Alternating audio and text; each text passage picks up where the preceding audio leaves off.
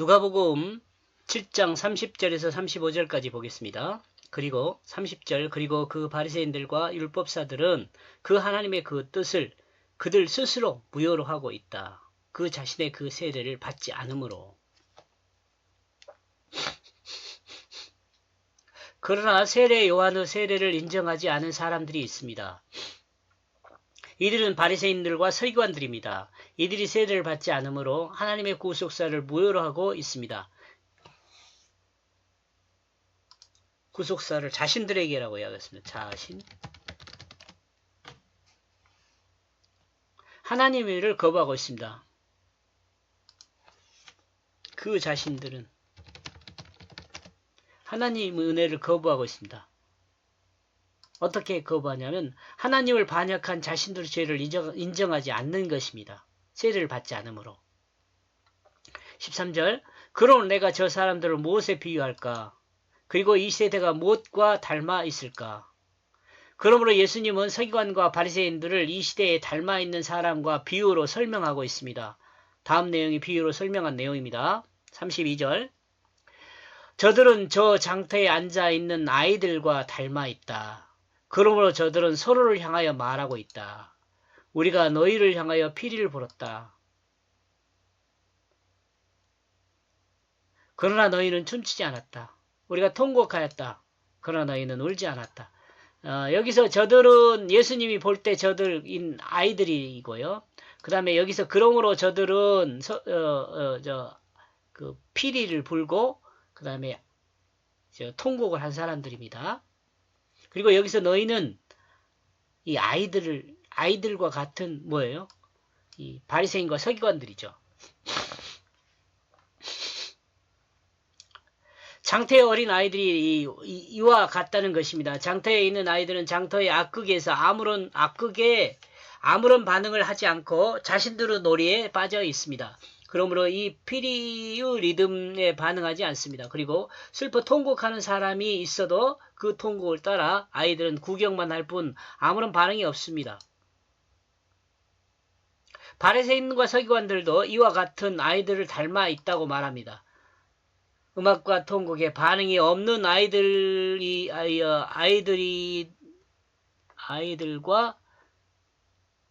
아이들과 같다고 말합니다. 자기중심의 지식을 거쳐서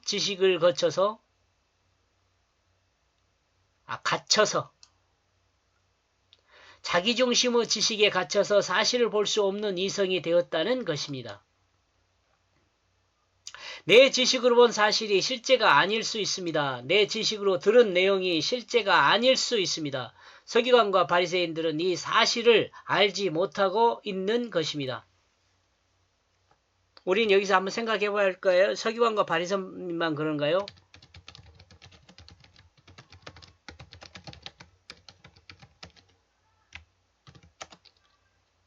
그런 건가요? 우리 자신은 어떤지 한번 생각해 봐야 할 거예요.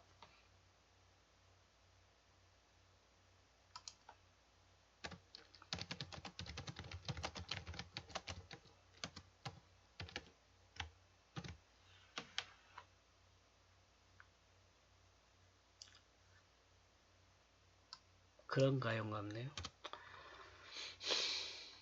33절 그러므로 세례 요한이 왔다. 그는 떡을 먹지 않고 포도주도 마시지 않았다. 그러므로 너희 말하고 있다. 그는 귀신이 들었다.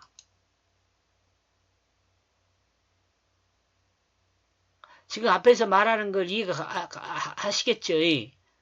지금 왜 이렇게 말씀하시는지 공감하시죠? 자기 눈으로 보고 자기 귀로 들은 것을 자기 지식으로 인식하고 이 인식이 실제라고 믿는 사람들이 서기관과 바리새인입니다. 다시 한번 읽어볼게요. 자기 눈으로 보고 자기 귀로 들은 것을 자기 지식으로 인식하고 이 지식이 실제라고 믿는 사람들이 서기관과 바리새인들입니다. 나와 여러분은요?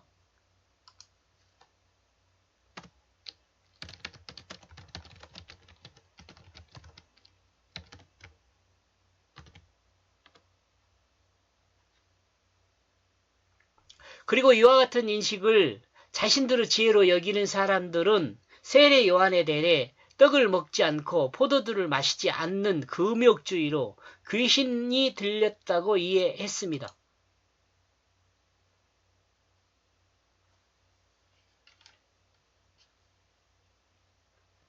하나님 말씀의 뜻을 행함으로 하나님의 마음을 인간의 마음을 하나님께로 향하게 하는 세례 요한을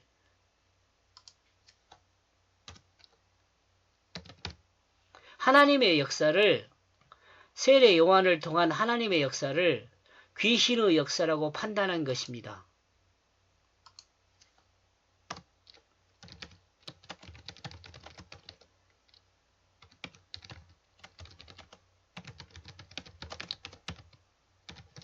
자기 마음에 오른 대로 판단한 것이죠.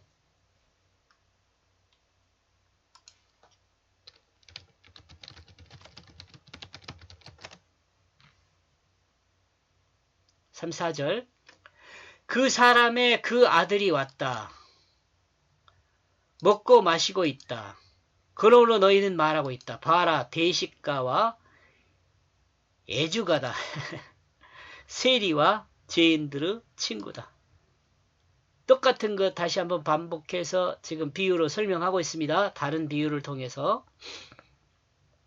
그리고 인간의 몸을 입고 온 하나님의 아들 예수 그리스도를 여기서 사람의 그 아들이 왔다 할 때 보통 그 성경은 인자라고 표현을 합니다. 인자.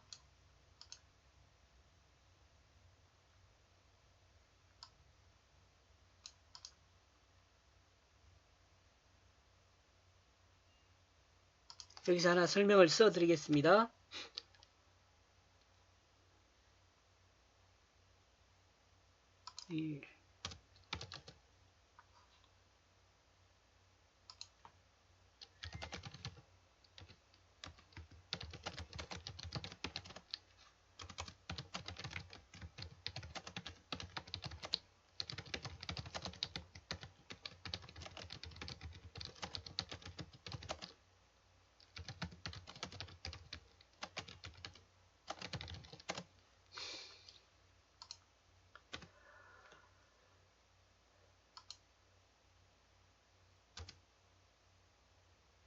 이제 그 사람의 그 아들이 왔다는 이 표현 있잖아요.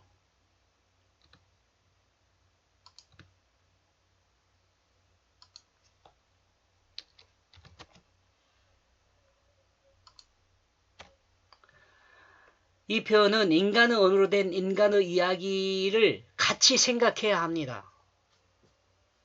이렇게 말한 이유는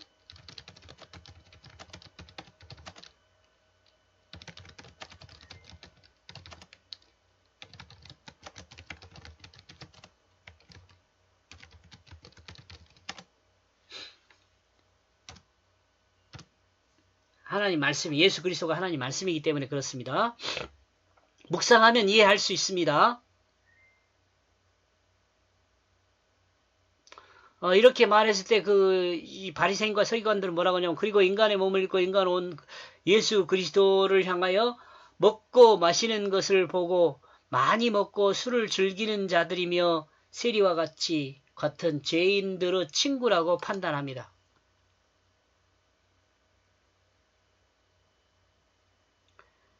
전혀 하나님의 역사를 정확하게 보지를 못하는 거죠. 성경이 지금 계시한 내용과 매치가 안 되잖아요. 서기관과 바리새인들의 생각이.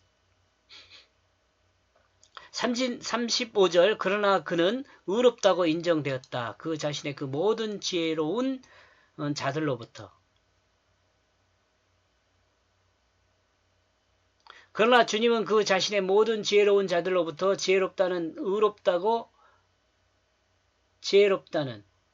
의롭다고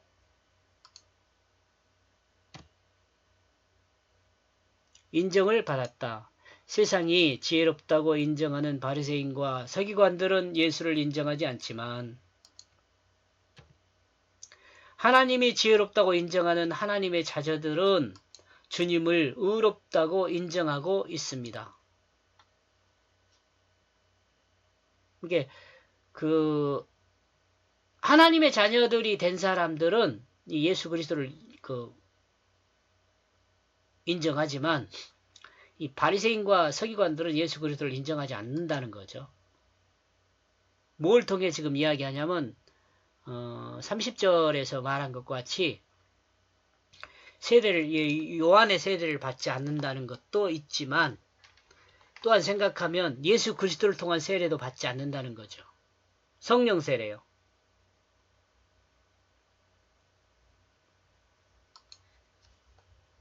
이것도 적어줘야 할 것 같네요. 그 자신의 그 세례를 받지 않으므로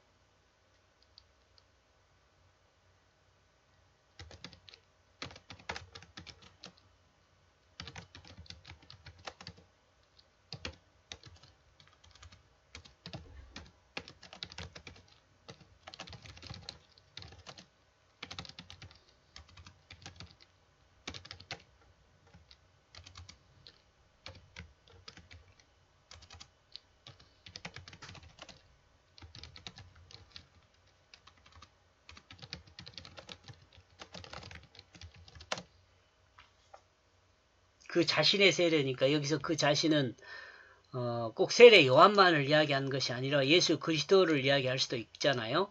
그러니까 예수 그리스도의 세례라는 것은 성령 세례거든요. 죄를 사함받는 세례.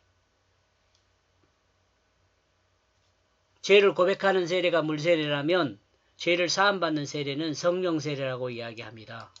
성령 세례는 하나님의 뜻을 마음에 받아들이는 거거든요.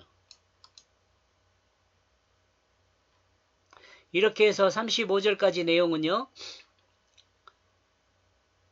어리석은 자는 주의 뜻을 무효로 하고 하나님의 자녀는 그를 의롭다 한다. 이렇게 정리해 보았습니다. 고맙습니다.